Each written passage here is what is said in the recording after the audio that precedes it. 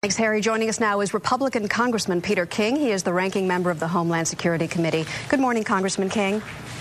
Good morning, Maggie. We just heard Mr. McDonough say that everybody at that meeting yesterday is taking responsibility for this failure and upping their game now after the stumble. Do you think that's enough, or do you think that we should have been upping our game before? Do you think that somebody does need to be held specifically accountable so that there's a message sent here that there are consequences to a failure of this magnitude?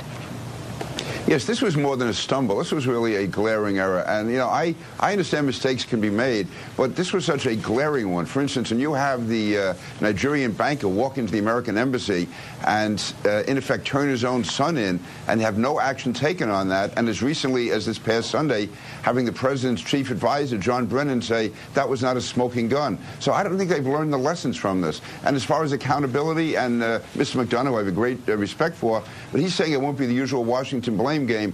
Anyone who read the papers last week saw every one of those federal agencies involved, CIA, DNI, NCTC, all of them pointing fingers at one another. And there is I believe, a breakdown in unity in the intelligence community. I mean, for the last 6 or 7 months, there's been a real breakdown between the DNI and the CIA, for instance. The president has to resolve that. And also, I think he has to take some firm steps here, not just sound tough, but I think he should, first of all, declare Abdul Muttalib to be an enemy combatant, not put him in the criminal system where he gets Miranda rights, and he should also end this whole sending terrorists back to countries from Guantanamo. I think closing Guantanamo was a big mistake, but to be even considering sending terrorists back to Yemen the way he was until just yesterday. He said he won't anymore, exactly. Yeah, but for the last year at least, Yemen has become a center in the war against terrorism, and yet, again, just 3 days ago, his Homeland Security advisor said they're going to continue to send people back. So it seems to me that the president is like a day or two behind on all these. Congressman, here you are, a Republican, talking about everything that's wrong and everything that went wrong. I want to read to you from today's New York Times. Tom Kean, who is the co-chairman of the 9/11 Commission, said, quote, "We should dismiss the partisan bickering over the security failures over this issue. Both parties have presided over security failures and successes." Do you agree, and do you say to your colleagues, let's try to support the president here and get to the bottom of the real issue? Yeah, Maggie, I lost many friends and neighbors on September 11th. I have never made one partisan statement on terrorism since that day. And let me just say, I've given the president credit. I think he's doing the right thing in Yemen. I think he's doing the right thing in Afghanistan. I think he's doing the right thing in extending the Patriot Act. I just think there are disconnects in his policy. That's what I'm being critical of. Now, I strongly supported President Bush, but no one was more critical of the administration when they went into the deal with Dubai ports, which I thought threatened our security, or when they cut back on aid to New York City. So this is not partisan. Others may be partisan. I'm not. I will give the president credit. I think he's right. But on the other hand, when mistakes are being made, I think it's my obligation to speak out, because this issue is so vital to all Americans, especially anyone who comes from New York. It is vital. No one will disagree with that. Congressman Peter King, thank you so much. Thank you, Maggie. You're welcome. All right, let's go to President Obama's very blunt assessment of that attempted Christmas Day bombing of an American airliner. After hearing from his national security team yesterday, the president's bottom line was stark. The system failed. When a suspected terrorist is able to board a plane with explosives on Christmas Day, the system has failed in a potentially disastrous way.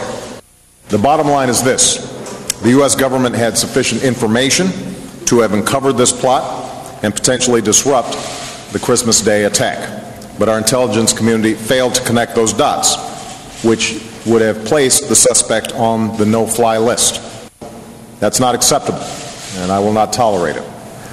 And for the Republican response, we are now joined from West Babylon, New York, by Congressman Peter King. He is the ranking Republican member of the Homeland Security Committee. And Congressman, welcome this morning. You know, you've been pretty tough on the administration since this failed bombing on Christmas. Are you more satisfied with what you heard from the president yesterday? Somewhat, George. Let me make it clear. I am convinced the president is absolutely committed to fighting terrorism, to doing what has to be done. I just feel there's a disconnect between some of the intensity of his rhetoric and actually what he's proposing to do. For instance, he says yesterday that we didn't connect the dots. Well, it wasn't just not connecting the dots. There was at least one dot so large that we shouldn't have ignored it, and that's the one about the Nigerian banker coming into the American embassy and basically turning in his own son. The question is then what to do about it now. The president didn't pull any punches in his analysis yesterday, yet at the same time he had his staff say that the president still has full confidence in all of his top security officials. Do you see a disconnect there, and do you think it's necessary for the president to prove his point that none of this will be tolerated, that someone is going to have to lose their job? Yeah, George, I'm generally not the type of person who says people should lose their jobs. I don't get any relish in that. However, having said that, in this situation, if the situation is as bad as the president says it was, as far as so many dots not being connected, so many obvious mistakes being made, that I would think once the president has set that stage, that to show that he's serious, someone will have to go. Now, who it's going to go, I don't know. Who should it be? Again, it's going to... George, you know, there's so many moving parts here. And the administration, by the way, has not been very forthcoming in telling Congress what happened, how it happened, when it happened. So I'm not in a full position right now to say. It could be the Secretary of Homeland Security. Then we also have the CIA. We have the DNI. We have the NSA. We have the NCTC. We have all of these. We have actually people in the White House themselves. All of those could have played more or less of a part. And that's been kept pretty close to the vest. The president has not disclosed anything. And I can tell you this administration tells very little, unlike previous administrations. But you are saying that someone should be held accountable. Name one other specific recommendation the president could implement right now to fix this. I think one main thing would be to just himself, to use the word terrorism more often. Having said that, I would say that any time we get any reasonably credible evidence on anyone at all, that they should go on at least a secondary screening list and be subject to a pat-down, and also to have the to be subject to a body scan. This is not a court of law where you have to prove beyond a reasonable doubt that a person is guilty. Also, I think the most important thing he can do right now is to send a signal by putting people such as Abdul Muttalib into a military tribunal rather than the criminal justice system. If this is a war on terrorism, then this person should not be treated as an ordinary criminal. Quick political question. We saw overnight Senator Chris Dodd, Democrat in Connecticut, not running again. Senator Byron Dorgan, Democrat in North Dakota, not running again. A lot of people look at this and see Republican opportunities in 2010. You've been looking at the Senate seat here in New York to challenge the Democratic Senator Kirsten Gillibrand. You going to jump into that race?